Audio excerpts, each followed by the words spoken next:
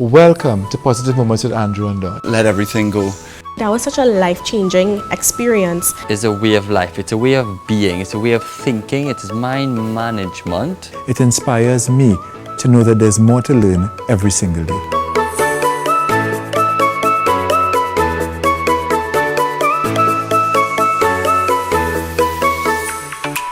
Hello folks, welcome to Positive Moments with Andrew and Don. This is episode number 8, and let me tell you, you're not late, you're just in time. Because folks, we're in for a treat today. Now I have to take my time to get all these words together. I could tell you that the guest that we have here, Nichola Mitchelle. Nichola Harvey-Mitchelle, to make sure we got that very early, is the Director of the Children's Authority of Trinidad and Tobago. More importantly than that, she's a lady who understands the power to make a difference. This program is sponsored by Republic Bank under the Power to Make a Difference initiative, but this lady understands all about making a difference, specifically in community. So there's positivity in community and there's community without positivity. But let me tell you, every single community has an opportunity for positivity. And again, it is a joy to welcome our special guest here today. Now she got the memo, like Andrew had the memo earlier, but she got the memo as well for us to be blue. But we're not blue, our face is not blue. We just have like a smile on our faces because we're getting to talk about community and none other than the community of Laventille. And let me tell you, wait until we talk about Laventille. Nichola, welcome to Positive Moments with Andrew and Don. Thank you so much. Welcome. You know, we've interacted in the past and I've read a bit about you and tried to discover you, but at one point in time I said, you know what, I'm going to let you tell the world what you want them to hear. So how does community have such a powerful place in your life? So community is important for me, I guess, because of the way I was brought up in terms of how I was socialized, that it was never just you alone in this world, but it was you and others, and that you were doing things for not yourself, but you're doing things, you were serving others. And this came from my mother in terms of her ability to serve others. Despite the fact that she had an immediate family, we had so many other persons in our family. So it wasn't just an individual thing, but it was always by nature for us to understand that we're here in a bigger picture. So one of the things for me, my personal mission is to use my knowledge, skills, abilities, and other attributes to discover my own talents, but to also help others realize their full potential and talents, and also create more success individuals, families, communities, society, and the world. So when I leave this place, I must have been able to say that I would have achieved this personal mission of mine. Wow. You know, a long time we hear about it takes a village to raise a child, but it takes a community to understand the village so that the child could be raised properly. Is that correct? You know, and I'm looking at you, and what I love is that you have a heart to serve. I mean, that word, I'm not surprised it came out in your opening statement about serving, and just how important is serving for all of us. Because some of us just a bit selfish and we just think we need to be served when we forget that we are here to serve. How important is this thing called service, especially service to others? As I said before, it stemmed from the way I see my mother serve others. You know, despite the fact, so I came from a large family, it's 11 of us. My father died when I was 4 years of age. She left my mother with 11 plus whatever other children that my mother decided. 11 plus wasn't the exam, right? No, it wasn't the exam. But it's 11 plus anybody else that came to our home that may have a need, that might be hungry. And my mother used to feed everybody. Sometimes you see my mother coming up our hill without her slippers, without her shoes, and you want to know what happened to the shoes that she left with. And she would say she met somebody who had a greater need, and she took off that shoes and she gave it to others. When we established our grocery after my father died, because my mother needed to take care of us, a lot of times, a lot of people would come into our grocery and they would come in on credit, you know. You want to get something and mommy would say, well, give them the saltfish, give them the oil, give them the this, give them the that. And for me, I've always seen how sharing and serving allowed you to survive in this world and to be blessed abundantly. And for me, I guess it's part of her spiritual values, as she's a Pentecostal. We grew up in the Pentecostal faith, not saying that any other faith is different, but I see that at work. And I see that in terms of how you're able to give and able to receive, but how you're able to serve and how it comes back to you twofold, threefold, fourfold.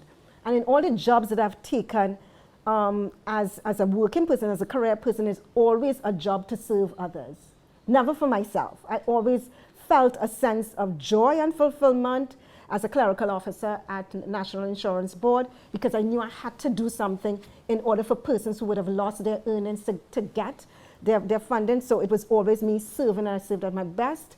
When I went into TSTT, I loved serving. I started off as a CSR and ended off after 18 years as head of department. But all my life it was service. And when I transitioned into We Say Yes, which is the NGO that I run, it's all part of me serving the youth of the East Port of Spain area as well as ARIMA, because you may think that ARIMA doesn't have at-risk communities, and they do. And in my capacity as Children's Authority CEO, director, I should say, it's all part of service, as well as the community recovery program. So you give so much more than you get in terms of financial. To me, that's service. You really want to make a difference. And for me, that is how I have been able to chart my course from that time to now. And I'm going to tell you my age, 50 going into 51. I know I look good. Just a little cockiness, sorry. Yeah, but no, it's all part of my choices. So I made deliberate choices around my career path because I really wanted to make a difference in others and to ensure that other persons are able to realize their true potential, their God-given true potential. Well, I want to delve, because I heard you talk about the grocery, and long time when you take in goods and you don't pay for it, you call that trust. Yes. You know, we have to trust the goods. But you know, what is needing in the community is trust. And you know, some communities are not trusting, and from your one-on-one work, for there to be true impact, there must be contact. And then what makes it even more special is having come from the community, you understand to a large extent what are the challenges in the community. And is trust lacking now in communities? And I ask that particularly because we have this thing in Trinidad where some hotspots, some places have gotten some bad names, you know, hotspots. And how does that hotspot versus community, is that a hotspot is supposed to be a bad thing? Even some people hear community and it's a bad thing, but we, you know, if you could just elaborate, community isn't a bad word. Hotspot is not supposed to be a bad phrase, a bad two words come together, hotspot. How is that, and that trust in the community when those hotspots, what's trust like in there? You have three different concepts that you just throw at me like that, right? So for me, community is any space where you have more than one person gathering, living, sharing, any space. I think that is what you call a community, right? It could be small as 2-3 persons or large as millions of persons, right? So for me, a community is any gathering of persons in one area, one locale, for whatever reason that they gather in. The trust factor is extremely important when you look at relationships. And any 1 or 2 persons, you have to find that level of trust in it. To deem a community hotspot, traditionally that's what persons will say in areas low income where there's high crime, where you find a lot of, I don't want to say just female-led households, but you call that gang infested, you call that a bit in terms of hotspot as I know it.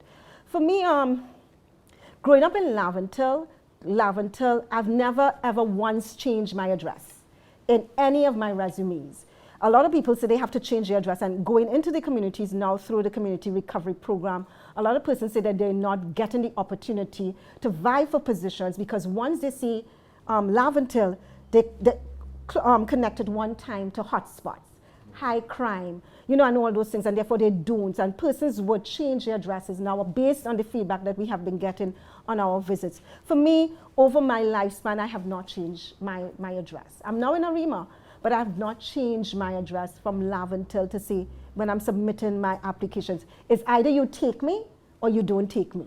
It's either you see the talents within me, you see my abilities, you see my potential, and you accept me as an individual, not because I'm from Laventille, not because I'm from this, but you accept me because of who I am and what I can bring to the organization and bring value to the organization. So for me, hotspot is a term, a social term that has been placed on these communities without truly understanding why the communities have been evolved in the manner that it has evolved in. So I work in East Port of Spain, right? I go to all of the communities. East Port of Spain has 43 communities. You all don't know that? Every street in East Port of Spain is a community and has a different, to some extent, slight culture. And therefore, so we have these 43 communities. But I went into Arima, and I went into La Horquita, I went into Calvary, I went to Train Line Pinto, and I see similar characteristics in those particular, and even worse. And do they call them hotspots? Not at all times. They may call them Calvary, they may call them Train Line. Train line, They yes. have now become hotspots because IATF, TTPS may have deemed them hotspots because of the criminal activities that are taking place. But that's what I'm saying. Communities are spaces, hotspots are what the social connotation they have placed on these areas, low income, high crime, gang warfare. So you have kept your address, but during your pathway of growing up, Yeah. there would have been fear around keeping that. Honestly, no. I didn't have, personally. How come? Where did that come from? Because, you see, you all ask me about inspiration. My inspiration, my motivation, who I am, came from the values and norms of my family. And what my parents would have instilled, that you're beautiful, that you're loved, that you're valued, no matter where you came from, that you can be anything that you set your mind to be. That foundation, even at church, the church allowed us the opportunity to really shine. And despite the fact that you may make an error, you make a mistake, they didn't criticize you, they didn't hit you on your hand, but they encourage you and they bolster your self-esteem. And I think that allowed me to not be afraid of Laventille. When we look at that experience you have had to make you the driving force that you are, because if you all can't feel this, you need to turn the volume up and listen, because I could feel it, and I know Don eyebrows right now almost hit the back of his head because he's so impressed by your drive. But at the same time, how do you help other people find this drive? How do you help other people say, you know what, I can keep my address too? Don't give them the term that you always say, you don't make your... Your area doesn't make you, you make your area. And in life is not where you come from, but it's where you're going to. It's not who you are, it's who you could become. So your area doesn't define you. Laventille doesn't define you. At one point in time, I could still remember the address, 8A Piccadilly Lane, East River, Port of Spain. I lived there, and I put it into a little poem, right? But I lived there, and I was proud about it. I remember doing something at a school, and the priest who was responsible for the function said he was amazed that I was so easily going to admit. And I said, why not? Why not? I mean, the area doesn't make me. It doesn't define you. They call it round the bridge. Now I help people get across the bridge. Yes. You know? But I just want to tap on something that Andrew said. You're talking with a particular passion. I mean, the place you're talking from, I could feel that passion. I could feel the drive.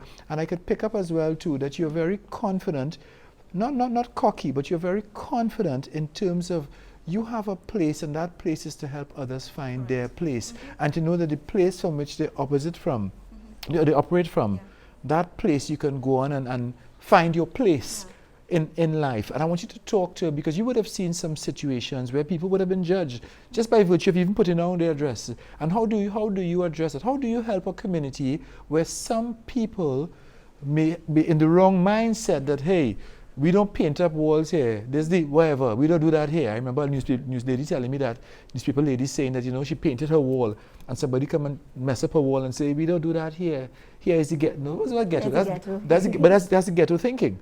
That's the wrong thinking, because it's not, you can actually be a light in whatever place. Yeah.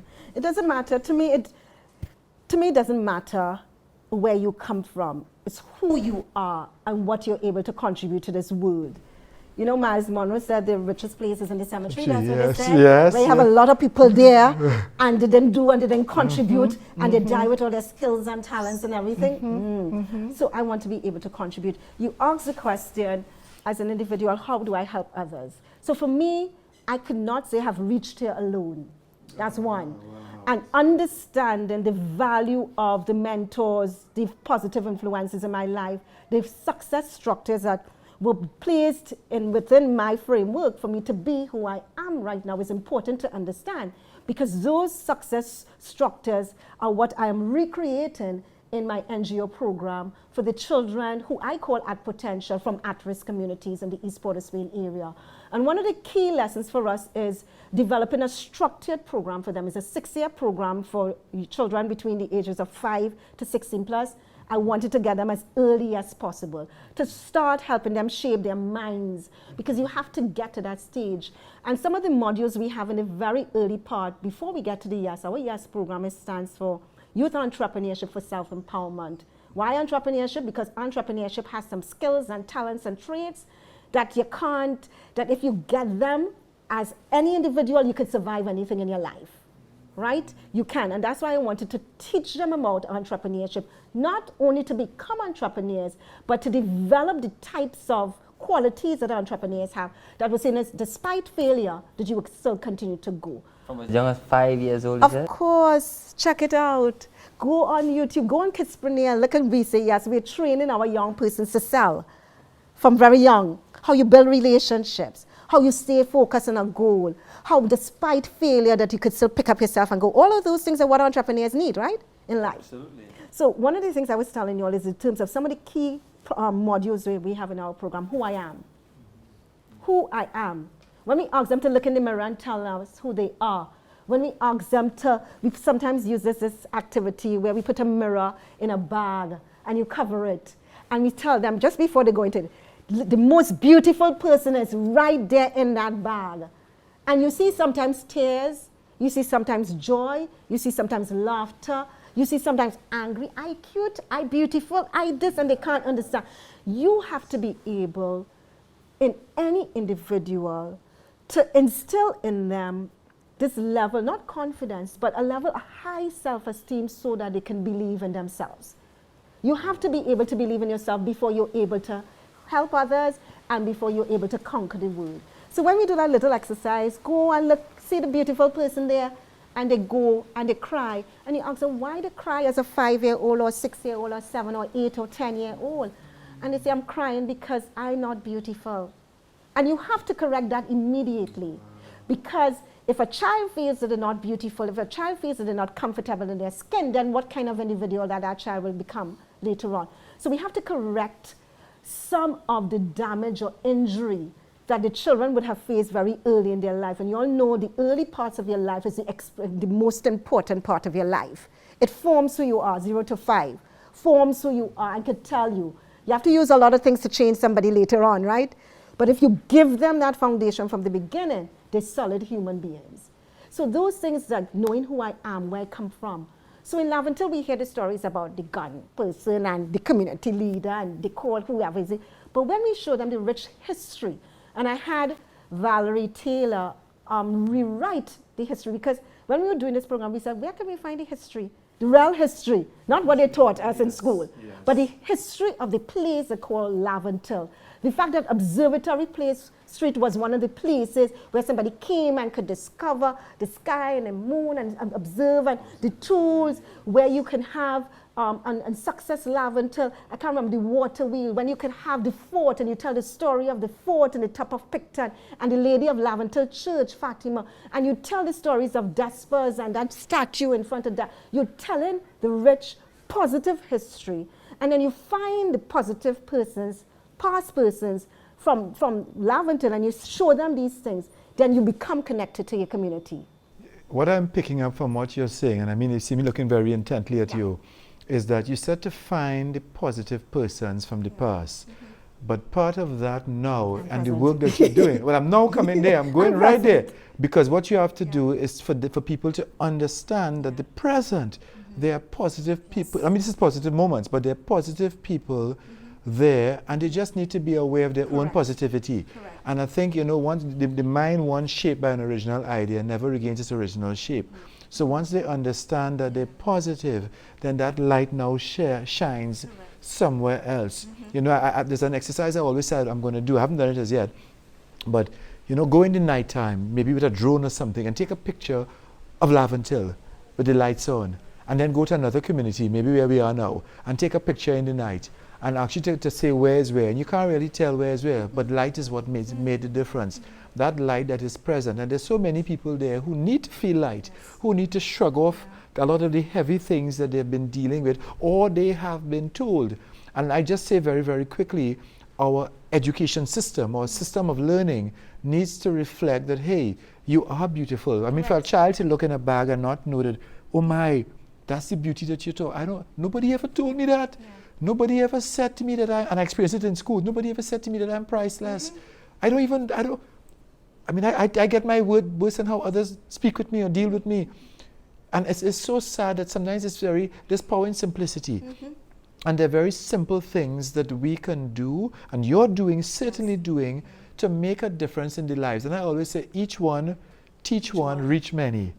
Each one, teach one, reach many. So that the ripple effect, ripples don't end, they just begin again. And that ripple can actually start and make a difference. And actually, you could have that ripple effect around Laventille. We have to speak positive things when we refer to Laventille. And you don't know that until you sometimes experience the experiences that are the positive experiences possible in Laventille. You certainly have been getting a lot of positive experiences.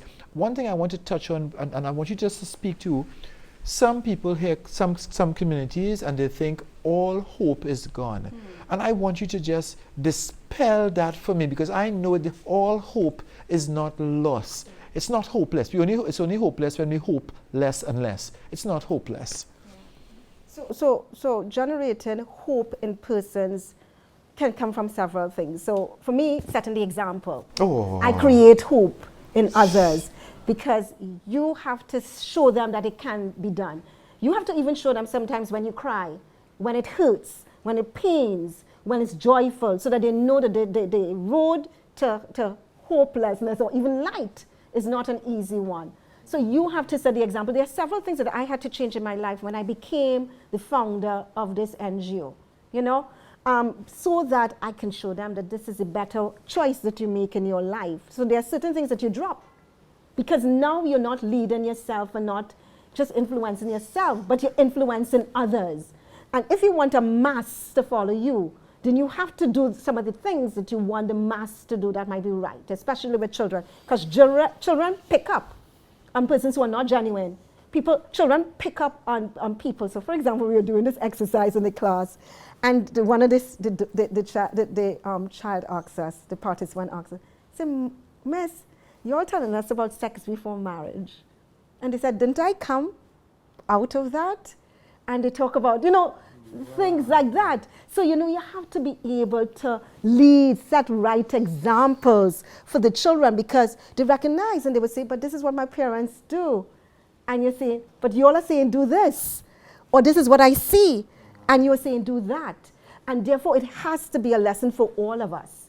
If we are teaching the children, they pick up. Whether or not you tell them, they observe. They're the best learners. They are sponges, and they take in a lot by observation, by action, by all those things. And therefore, we have to be careful. And I'm where I am, and I'm telling you, I'm seeing it, because the children that we see in Children's Authority, the children that we see in Children's Authority, I tell you all, the #1 perpetrators of abuse in Trinidad and Tobago are mothers and fathers. 80% of the cases that we get, and we get over 4,000 something cases a year, 80% of the perpetrators of abuse against children are parents and people they know. And if you're setting these kind of values very early in the child's life, you know how difficult it is to unlearn, to erase some of the experiences and all those things that they have. So you ask about hope. Hope comes by first setting the example. Hope comes by showing them that there's something different. One of the exercises we also have in We Say Yes organization is taking them to different places in Trinidad and Tobago, because some of them have not seen sometimes outside of their vicinity. And therefore, all they see is a gun, they see the violence, they see the this and they see the that. They see that they don't get to the best schools, and that's where the education system, to me, have failed to some extent, has failed. They see only the schools that they attend. We don't have the best teachers in some of the East Port of Spain school. There are some, I'm not categorizing all, we don't have all of the best, because not all the best teachers are attracted to those schools. And therefore, you don't get the best, right? So we have to show them opportunities outside of the community. So we took this one boy, we took the entire group, that's our first year, 2023, to UWE St. Augustine, and none of them have been there, to UWE St. Augustine, which is a university in Trinidad and Tobago, right? And none of them, secondary, primary schools, they have gone to university to even see it, to even smell it. So we took them up on a trip up there and say, this is the university that you can attend. And at every faculty building we stopped, And we took a picture of them and said, tell us, when will you be there? And they start counting their years, 20-something, 20-something, 20-something. And one child, because we started at age 5, right? Our first graduated from UWI last year? Yeah, last year with upper second class honors in criminology and psychology wants to start his first visit. And his motivation came from that visit. When he went to UWI and he said, Auntie Nikki and Yol, I am going to be here because you took us here. He never knew about it. And when he had to register, he didn't have his 5 levels. So we got in here, you know, no matter what. I went with him. And we walked to UWI campus. And when they said he couldn't register for that, they said, well, how can he get into UWI? They said, go to the school. What is it? The school outside, the one-year school.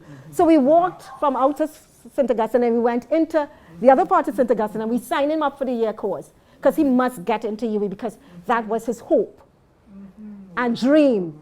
You had to walk them through to assist them. You can't leave them alone. So we did. We signed him up. He did well for his first year. I said, all right, let's go again. We signed him back to UWI. What degree you want to do? Psychology. All right, we signed him back. He got through for psychology. We gave him the scholarship. We helped him with books. And we walked him through the 4 years in UWI for him to come out now with his upper second class honors in criminology and psychology. He started with the program from day one, right, when we just started. He got a scholarship through Guardian Life for a UN leadership program, yeah? And now he's a leader in our program. He's going to be the next me. He's going to take over. May pass, and we must have successors to take over and to continue setting hope for children, the same way how we set hope for children even when they're abused in Children's Authority and they come to us and we have to intervene in their lives, and the interventions that we have, whether it be psychosocial, medical, or whatever, to help change the projection that they had in their life of abuse to a hopeful life later on. Wow, you know, I could try to relate to something here. I want to see if you could feel me. Yeah. I believe everything we go through is a purpose and a reason behind it. There's a large amount of the population that do not and will not accept that. Therefore, they are living in doubt, in fear, and many other things because of that. How do you help somebody understand things like abuse have happened to them? How do you help somebody understand that they have gone through this experience? Whatever it is, whatever it possibly is, how do you help them grab this, learn from it, and flourish in life? It's tough. I'm saying it's not an easy road, and that's why it has to be continuous. It has to be sustainable, and you cannot, as a facilitator of that process, lose hope. Because the time you use hope, you might get frustrated from time to time, but you can't lose hope, and you can't give up. And that's important as facilitator of hope building, if you want to call that. Yeah, because it takes some time. Our children that we got in 2013 in We Say Yes organization, we took 4 years to get them to the state where we can consider them as positive contributors of Trinidad and Tobago. You have to have patience for that. There will be times when they would regress. You have to know how to help them pull it through. There may be some you may also lose, and you can't also give up because a 5% say, you know what, this is not for me, I go into whatever life. You have to continue to push.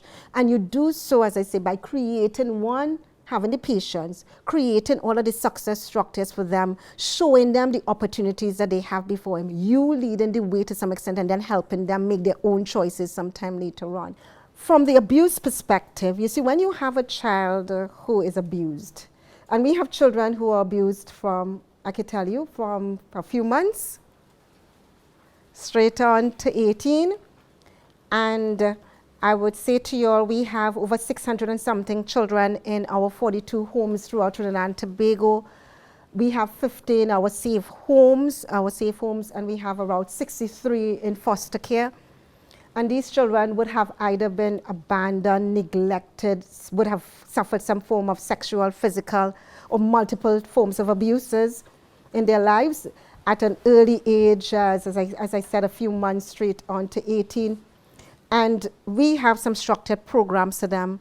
I called it the other day. I told them that our business is not just a reporting, emergency response, investigation, intervention, and foster placement business. But we are in the business of love, of trust, of healing, of hope, of empowerment. And if we understand that, then we understand the nature of the work that we're doing and how you move somebody from being abused, from being at least giving them some hope in life. So what's the success rate of your business? Success rate of, you have to qualify that, because you forget I'm different sphere. I'm in Children's Authority, so success rate there, or success rate at We Say Yes as the NGO that I operate in. And you will have different measurements for those things. Success rate for the Children's Authority is that that child will leave us better than they came in. And we'll judge that based on the psychosocial measurements that we have. If the child comes in with psychosocial measurement, that's what we judge them on, right? And they leave with a higher psychosocial, that means that their resilience levels are higher, that they can make sound judgments and decisions in their life, that they can move on and transition into a new life without staying in the mode of abuse. Then we consider that successful. That has no time frame, because it depends on the resiliency of the individual at very early in their life. And that is why I said to you all, it's important that 0 to 5 years age, that's your resilience years, that's your foundation years. You mess with that 0 to 5, then it's so difficult. Any interventions for you to be able to remove that level of abuse, that level of pain that the child feels, that level of hopefulness in the child. So I don't want to tell you that we have 100%. We don't have 100%. We still have children in our homes. We have children going in and out of our situation, of our organization. As I said, we had 20-something thousand cases because of limited resources. We weren't able to touch 20-something thousand cases.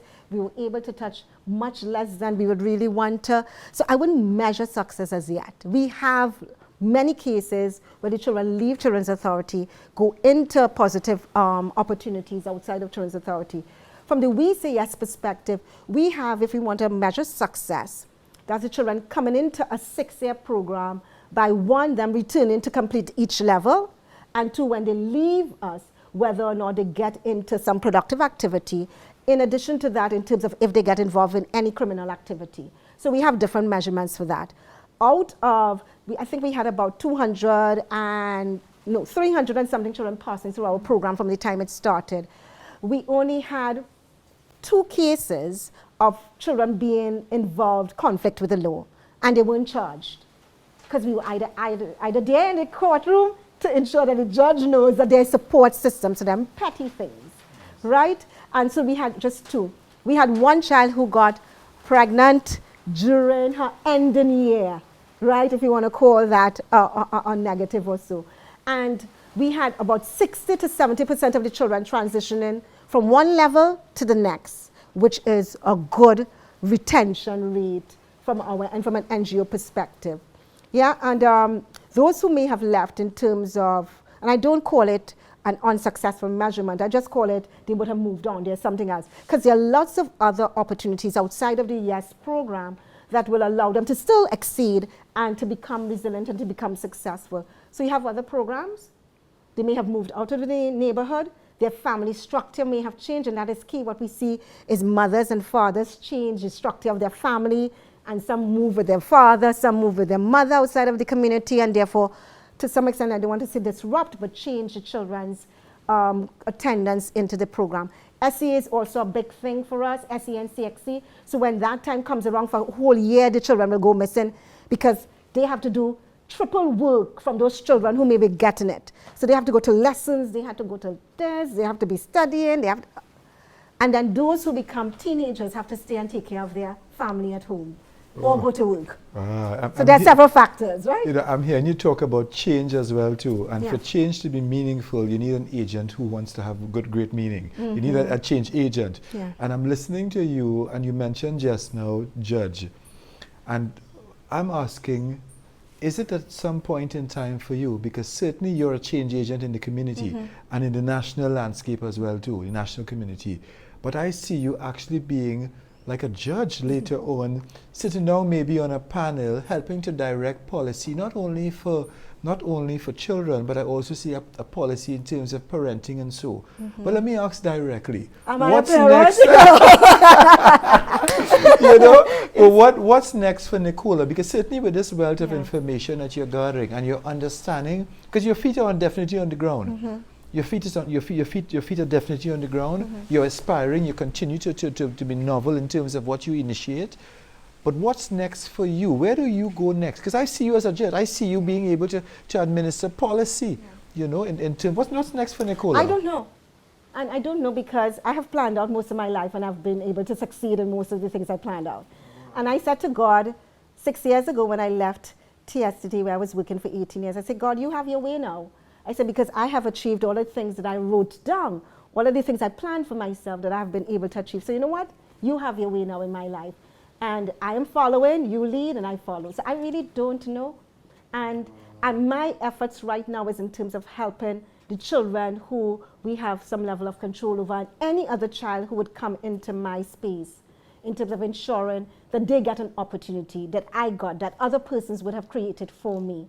And so all of my mentors, I really want to, not big up, but really send, you know, positive vibes to them. You'll have positive movement, positive vibes to them, because without them, I would not be here. Without my parents and my family, strong foundation, I would not be here. And I want to be able to help others in whatever way that I can. So it's not mapped out. It's not mapped out from my end. From your from end, yeah. From his end, yes, yeah. certainly he has a plan. You know, I'm listening to you again, and this is very, very interesting. You're a very positive person, and I can tell that. A mirror always reflects what is put in front of the mirror, and is what that is being reflected now in society, in the behaviors and the kids that are ending up at the doors of the Children's Authority. Is it that we are not mirroring things that is it that society needs to see themselves as a more positive mirror in order that others look, the children look to them and get something more positive? Is it that what's happening outside there? Is it we're sending too much, inverted commas, negative vibes outside there, so the kids are just responding, and you know, the tree, the fruit is really as a result of what is the root. So is it that the root of negativity has been so ingrained, and you talk about the 5 years old, a child's mindset is sometimes set at 5 years old. So we need more positive programs, the YES program and other programs, and so to affect the mindsets positively, so what is mirrored outside there looks a lot more positive, so we can have some positive moments. So I'm going to give you some stats and you work it out. So if we have 4,000 plus cases coming to Children's Authority for abuse, divide that by the population of Trinidad and Tobago, and tell me what percentage of the society may not be healthy, and whose values and norms might be somewhat skewed. Then tell me, also look at the number of children that may not come out with their full 5 O levels. Multiply that by population and tell me what kind of society we may have. My thing is, the other thing is that the abuse is not happening in one community in Trinidad and Tobago. It is throughout Trinidad and Tobago. That is a societal problem. When you have 20-something thousand, 27,000 plus cases coming to an organization that's only 5 years old, with abuses in the manner in which we see. I can tell you some stories. How can a parent want to sexually molest a 5-year-old and molest all of their siblings accordingly? Yeah? And therefore, you know, that you have to say that there is something about your society that you have to consider and you have to want to fix. There must be some impetus for us to want to fix it. And we talk about positive moments, but that is something that we have to consider in order to create more positive experiences in a child's life. So we're going to go on a campaign of a national pledge to create more positive moments for children throughout Trinidad and Tobago. Because we don't want this message to continue. We want to instill more positive spaces, more positive moments, more positive experiences for the children of Trinidad and Tobago, whether they're at home, whether they're at school, whether they're at a religious institution, whether they're out in a play park, whether they're transported by a taxi, or wherever they are, that they grow up in a space where they feel loved, where they feel nurtured, where they can have fun, where they can become the best that they can be. And that is what we need to create in the society. Well, you know, I think the work has to start, because we have to break the trend. Yeah. Just from those figures that you called out there, that's a negative. Yeah. That's totally. So yes, we have to start. It sort of validates what you said earlier, even deeper in terms of we have to start very, very young if we have to have better changes later on. So we have to have somehow there has to be a change in generational thinking then. And yes, we have to start to get to the 5-year-olds now and use the empowerment and the different skills and so to get them to feel good about themselves. And we have to start somewhere. But you need partners in doing that. But can I ask you just before you go there that it starts with the family. It starts with the mother who wants, the mother and father, or the man and woman who wants to have involved in sex and then want to procreate and wants to, you know, produce something out there, a child out there. And it starts there. But the catalyst for change in the society is the child. Because yes, we should start with the adults, but it's hard to bend an old tree.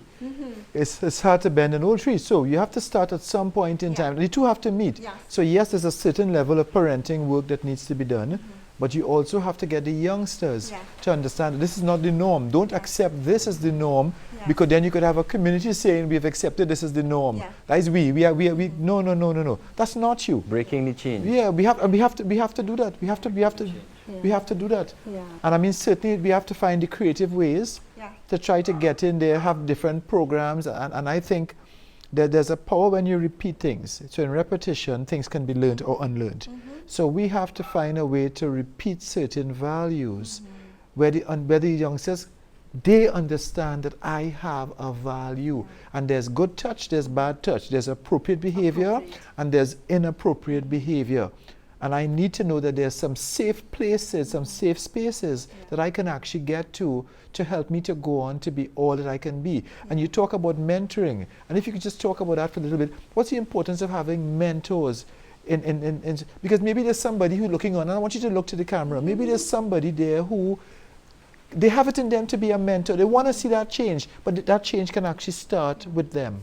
Yeah, so for me, sometimes you may not be able to create or establish your own NGO, but as an individual, you can give back. And you could give back by helping one child, one individual, one person. And it doesn't matter if you're the CEO, if you're a cleaner, it doesn't matter where you're at. You can speak positive words and inspire somebody. You can give somebody sometimes the $5, maybe the big mentorship initiative that you can have. That may make a difference in somebody's life. And therefore, don't think that you have to have a degree or you have to have a certain position to become a mentor in somebody's life. I remember in my first job, this lady would just give me porridge and say, Nichola, you need to put on a little bit more weight. I need some porridge, huh? She's still giving me the porridge up to now because you see what has happened.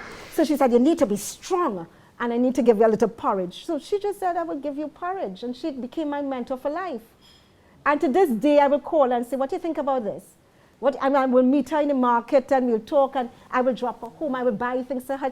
And so being a mentor, you don't have to have no degree only. You don't have to have a particular job. You just need to be able to speak positive into somebody's life, encourage them at that moment that they choose to, that they would be able to receive that.